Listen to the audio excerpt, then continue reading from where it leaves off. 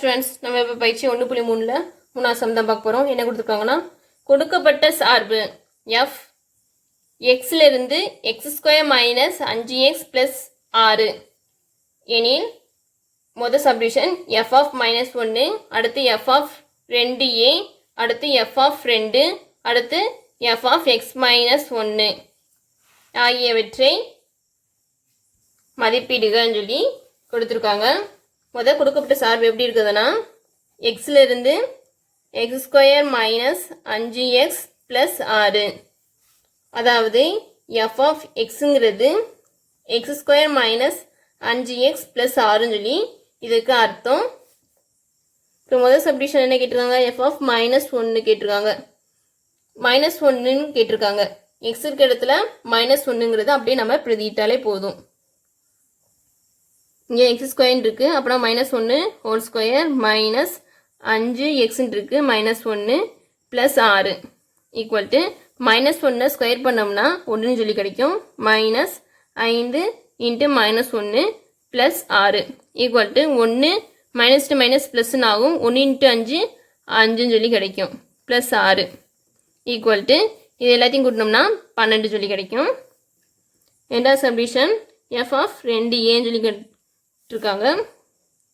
இப்போ எக்ஸுங்கிற இடத்துல 2aங்கிறத பிரதியிடணும். x² பதிலாக 2a ஹோல் ஸ்கொயர் மைனஸ் 5xங்கிறது 5 இன்ட்டு 2a ப்ளஸ் 6 அப்படி எழுதிக்கணும். ஈக்குவல் டு 2 ஸ்கொயர் பண்ணோம்னா 4 சொல்லி கிடைக்கும், a ஸ்கொயர் பண்ணோம்னா a ஸ்கொயர்னு சொல்லி கிடைக்கும், மைனஸ் 5 இன்ட்டு 2 10 ஏன்னு சொல்லி கிடைக்கும், plus 6 equal to 4a square minus 10a plus 6 இதான் கிடைக்கும். அடுத்த மூணாவது subdivision f of 2 equal to எக்ஸுங்கிற இடத்துல 2ன்னு சொல்லி பிரதியிடணும்.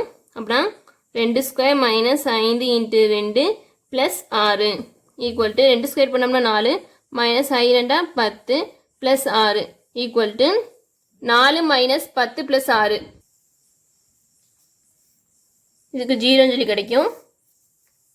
அதுக்கடுத்து நாலாவது subdivision f of x minus 1 சொல்லி கேட்டிருக்காங்க.